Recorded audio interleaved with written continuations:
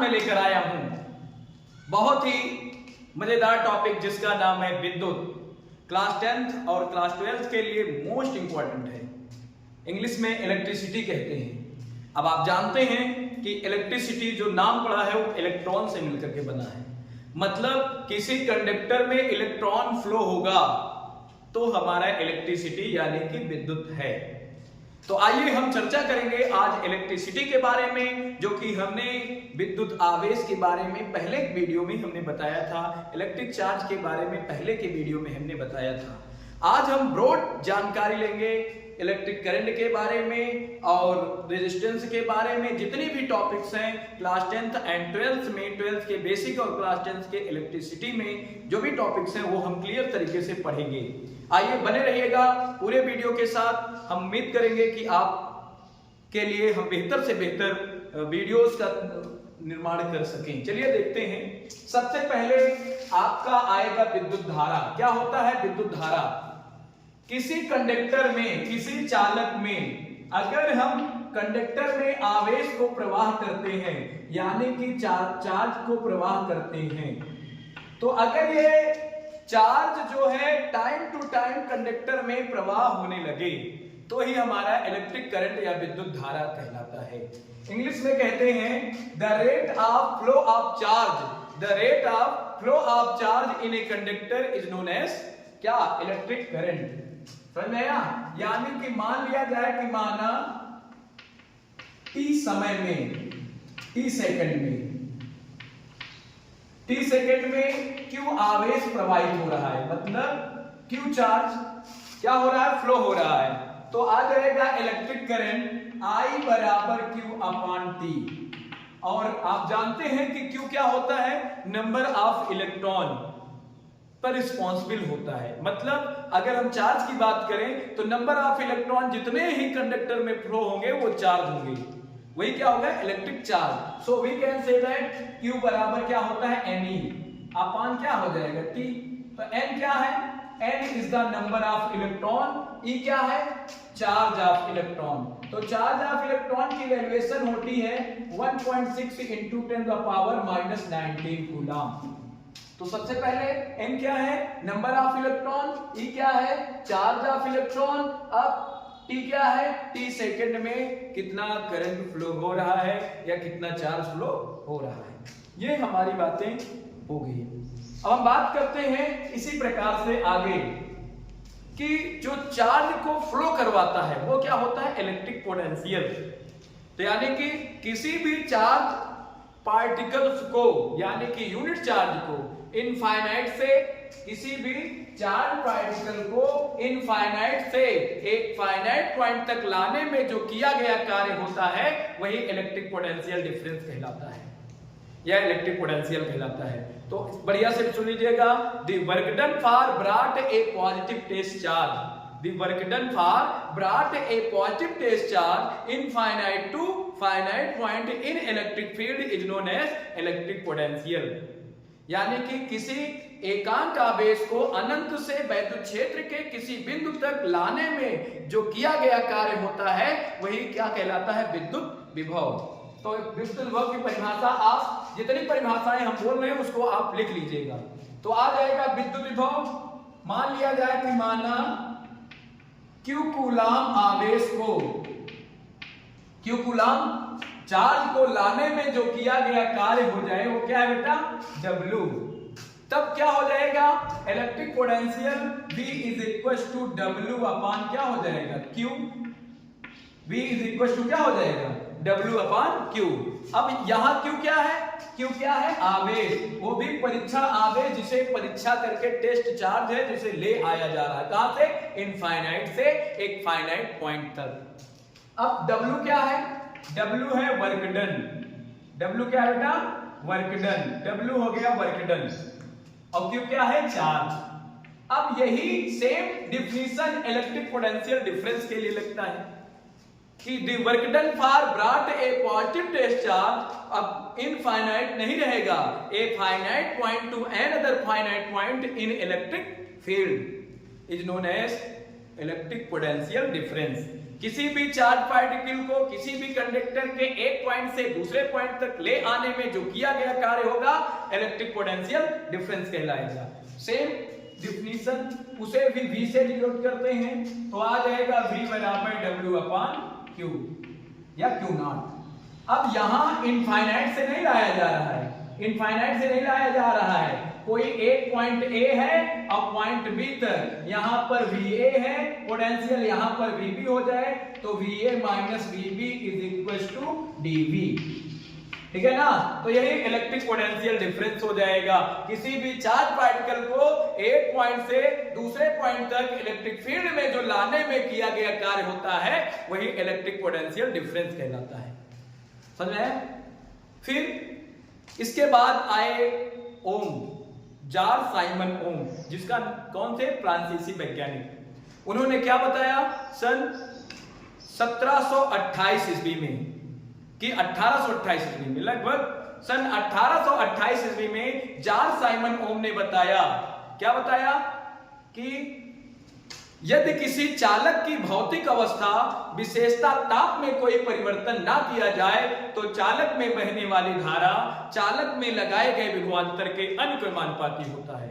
If we do not change the physical state, especially temperature, then the current flow in conductor is directly proportional to the electric potential difference between them।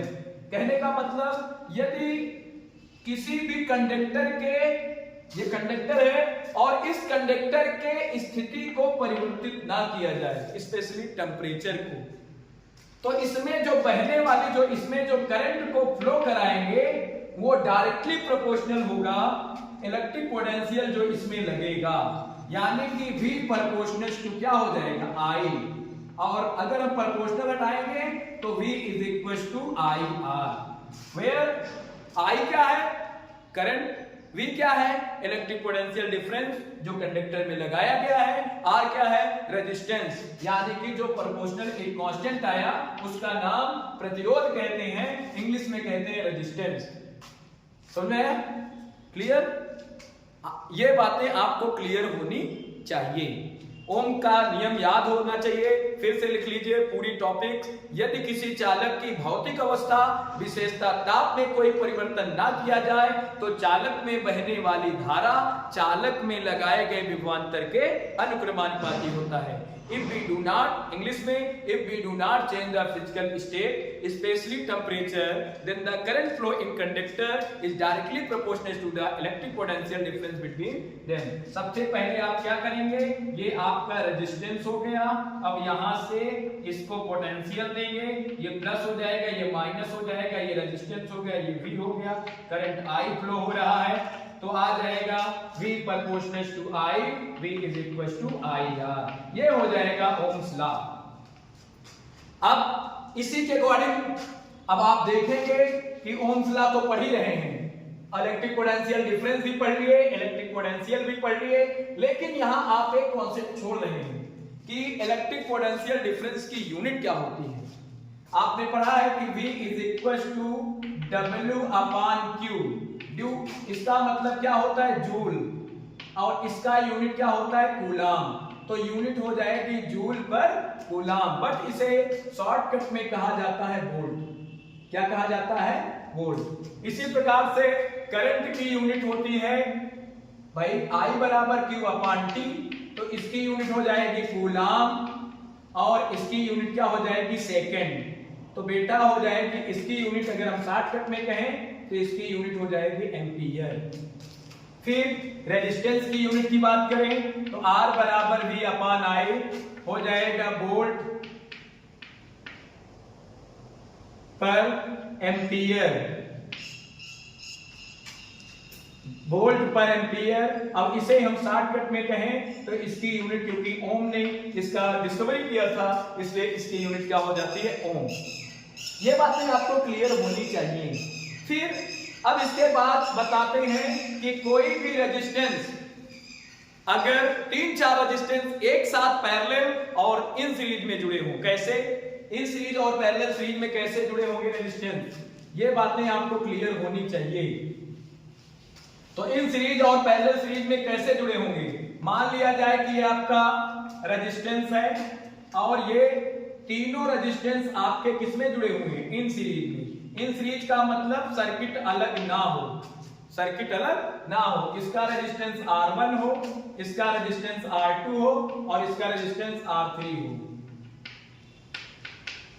अब इसका potential difference क्या हो जाएगा, V1, इसका V2 और इसका क्या हो जाएगा, V3। लेकिन जो इसमें करंट फ्लो होगा वो सबके लिए क्या हो जाएगा, कॉमन। तो इस प्रकार से ओम ने क्या कहा कि V is equal to IR। तो इस प्रकार से इसके लिए करंट, तो इसके लिए I होगा, रेजिस्टेंस R1 होगा, तो V1 बराबर क्या हो जाएगा, V1 बराबर IR1, V2 बराबर क्या हो जाएगा, IR2 और V3 बराबर क्या हो जाएगा, IR3। अब टोटल रेजिस्टेंस की बात करें और टोटल पोटेंशियल की बात करें तो total potential divided into 3 part, V1, V2 and V3। सो आ जाएगा V बराबर V1 प्लस V2 प्लस क्या हो जाएगा, V3। इसकी वैल्यूएशन रखेंगे IR1, इसकी वैल्यूएशन IR2 और इसकी वैल्यूएशन क्या हो जाएगी बेटा, IR3। अब आप जानते हैं कि टोटल करंट I और रेजिस्टेंस अगर R हो तो V बराबर IR। I कॉमन लेकर के कट कर देंगे तो R बराबर R1 प्लस R2 प्लस क्या हो जाएगा, R3। ये resultant resistance in the circuit in series. Okay, अब इसी अकॉर्डिंग आपका आ जाए पैरेलल सीरीज कॉम्बिनेशन। पैरेलल का मतलब सारे रेजिस्टेंस अलग अलग सर्किट पर जुड़े हों, सारे रेजिस्टेंस अलग अलग सर्किट पर जुड़े हों और यहां पर आपका क्या हो जाएगा, पैरेलल सीरीज। ये हो जाएगा R1, R2 और ये क्या हो जाएगा, R3। तो आ जाएगा इस प्रकार से, इसमें जो करंट फ्लो होने वाला होगा I divided into I1, I2 और क्या हो जाएगा, I3। पोटेंशियल सब के लिए क्या हो जाएगा, कॉमन। तो आ जाएगा ओम के अकॉर्डिंग, ओम के लॉ के अकॉर्डिंग आ जाएगा I1 बराबर V अपान क्या हो जाएगा, R1, I2 बराबर V अपान क्या हो जाएगा, R2 और I3 बराबर क्या हो जाएगा, V अपान R3।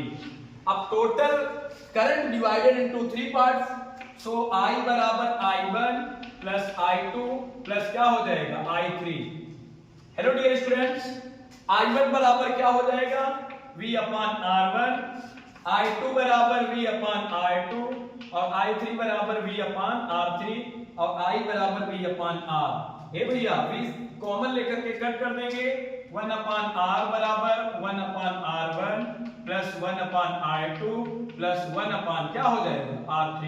ये आपका resultant resistance in the circuit आपका आ गया। अब इसी के अकॉर्डिंग बात करें कि इलेक्ट्रिक पोटेंशियल एनर्जी या इलेक्ट्रिकल एनर्जी क्या होगी। तो इलेक्ट्रिकल एनर्जी क्या होती है, किसी भी कंडक्टर को चार्ज स्टोर करने के लिए जो वर्क करना पड़ता है वही इलेक्ट्रिकल एनर्जी कहलाती है। मतलब समझ रहे हो ना, इलेक्ट्रिकल एनर्जी क्या होती है, विद्युत ऊर्जा। किसी भी चालक को आवेश देने के लिए जितनी ऊर्जा दी जाती है वही क्या कहलाती है, इलेक्ट्रिकल एनर्जी या विद्युत ऊर्जा कहलाती है। मान लिया जाए कि चालक को आवेश क्यों दिया जाए, क्यों आवेश दिया जाता है और उस चालक का पोटेंशियल भी होता है, तो उसको जो दी गई ऊर्जा होगा वो किए गए कार्य के बराबर होगा। यानी कि W बराबर W इज इक्वल टू क्या हो जाएगा, VQ। अब आप जानते हैं, कितने लोग जानते हैं, Q बराबर क्या होता है, I इंटू T। तो यहां जो किया गया कार्य यानी कि दी गई ऊर्जा W बराबर क्या हो गया, VQ। तो Q की वैल्यूएशन क्या रखेंगे, I इंटू T। तो आ जाएगा W बराबर VIT, पहला फार्मूला। अब ये इससे रिलेटेड आपको न्यूमेरिकल्स भी लगाने को पड़ेंगे। तो W बराबर VIT। अब आप जानते हैं, फिर V बराबर क्या होता है, IR, या फिर कह सकते हैं स्मॉल I कर लें, IR। तो W बराबर I स्क्वायर RT, ये दूसरा फार्मूला। अब तीसरा फार्मूला क्या हो जाएगा, V is equal to I R तो हो ही गया ना, I बराबर क्या होता है, I बराबर V अपान R। तो यहाँ I की जगह पर V अपान R रखेंगे तो W बराबर V स्क्वायर T अपान क्या हो जाएगा, R। अब इसकी यूनिट की बात कर ले तो सबकी यूनिट क्या हो जाएगी, जूल। तो यही ऊर्जा, यही कार्य जो आपका इलेक्ट्रिकल एनर्जी के रूप में होगा। तो इस प्रकार से अगर हम कॉमन ब्रैकेट में इलेक्ट्रिकल एनर्जी को U से डिनोट करते हैं तो U बराबर VIT, U बराबर VQ, U बराबर I स्क्वायर RT और U बराबर V स्क्वायर T अपान R और यूनिट क्या हो जाएगी, जूल। अब इसको हम चाहे तो किसमें चेंज कर सकते हैं बेटा, इसको चाहे तो हम हीट एनर्जी में, उष्मीय ऊर्जा में भी चेंज कर सकते हैं। तो जूल को कैलोरी में मतलब हीट एनर्जी में चेंज करने के लिए 4.2 से क्या कर दें, भाग देते हैं। तो हीट एनर्जी, तो हीट को H से डिनोट करते हैं तो VIT बटे 4.2, ये इसकी यूनिट क्या हो जाएगी, calorie. VQ upon 4.2, I square RT upon 4.2, V square T upon 4.2 R और ये यूनिट क्या हो जाएगी, कैलोरी। क्या हो जाएगी बेटा, कैलोरी। तो ये आपका इलेक्ट्रिकल एनर्जी आ गया। अब इसी के अकॉर्डिंग अगर हम बात करें तो ये इलेक्ट्रिकल एनर्जी हो गया। इसके बाद हम पढ़ेंगे इलेक्ट्रिकल पावर यानी कि विद्युत शक्ति। शक्ति क्या होती है, जैसे हम लोग खाना खा लेते हैं तो जितना वक्त, जितना टाइम तक हम सब काम करी थे वही हमारा क्या कहलाता है, वही हमारा कहलाता है ऊर्जा। अब वही ऊर्जा अगर हम क्षय कर दी तो हमारी शक्ति कहलाता है। तो किसी भी यंत्र को ऊर्जा क्षय करने का जो दर होता है वही हमारा क्या कहलाता है, क्या कहलाता है बेटा, विद्युत शक्ति। तो आप बहुत अच्छा से डिफिनीशन है कि the losses of energy, the rate of losses of energy in a conductor is known as electrical power. समझ में आया कि यदि किसी कंडक्टर में इलेक्ट्रिक पावर को, इलेक्ट्रिक चार्ज को या फिर इलेक्ट्रिकल ऊर्जा को लॉस करने का जो दर होता है वही हमारा क्या कहलाता है, इलेक्ट्रिक पावर। इसे हम किससे डिनोट करते हैं, P से। किससे बेटा, P से। P मतलब पावर, P से डिनोट करते हैं। तो बहुत ही अच्छी टॉपिक है। और P का मतलब पावर, तो P मान लिया जाए P और ऊर्जा कितना क्षय कर रहा है, W ऊर्जा। तो P बराबर W अपान क्या हो जाएगा, T। तो the rate of losses of energy is known as electrical power. तो अब आप जानते हैं कि W बराबर अभी एक्सप्रेशन आया था VIT, ठीक है। तो सारी वैल्यूएशन रख लिया जाएगा तो आ जाएगा P बराबर VIT अपान T, VI स्क्वायर RT अपान T, फिर V स्क्वायर T अपान R इंटू T, फिर VQ अपान T। तो अब आप यहाँ T से T जहां डिवाइड हो रहा है उसको कर सकते हैं। तो आ जाएगा P बराबर VI, P बराबर I स्क्वायर R, P बराबर V square upon R, P बराबर VQ अपान T। और इसकी यूनिट क्या होती है बेटा, वाट। और अगर हम उस तरीके से बात करें तो जूल पर सेकंड, क्योंकि W की यूनिट जूल और इसकी यूनिट क्या होती है, सेकंड। एनी प्रॉब्लम, हाँ नहीं, दिक्कत नहीं होनी चाहिए। तो ये हो जाएगा P बराबर W अपान T। अब लास्ट टॉपिक है क्लास 10 से रिलेटेड किलोवाट घंटा, किलोवाट आवर जिसे कहते हैं। What is kilowatt hour? एक घंटे में जितनी ऊर्जा व्यय होती है वही किलोवाट आवर कहलाती है। तो किलोवाट आवर बहुत ही आसान है। एक किलोवाट आवर को कैसे, एक किलोवाट आवर यानी कि घंटा। तो एक किलोवाट में कितना, 1000। तो आ जाएगा 1 गुणे 1000 वाट और इंटू घंटा को क्या कहेंगे, 60 मिनट। अब आप जानते हैं 1000 मतलब 10 की पावर 3 वाट और घंटा का मतलब 3600 सेकंड। इसको हिंदी में लिख देते हैं 3600 सेकंड। अब आप ये बताइए, तो 10 की पावर 3 तो रहेगा ही, तो हो जाएगा 3.6, 1 2 3 और 10 की पावर 6। तो इस प्रकार से यूनिट जो बनेगी 3.6 गुणे 10 की पावर 6 किलोवाट घंटा है। तो यूनिट क्या हो जाएगी बेटा? जूल। यूनिट क्या हो जाएगी? जूल। तो इसकी यूनिट क्या हो जाएगी? जूल। तो यहां तक का वीडियो अगर आपको समझ में आया हो तो वीडियो को लाइक करें, कमेंट करें एंड शेयर करें और अपने दोस्तों को जरूर बताएं। Thank you.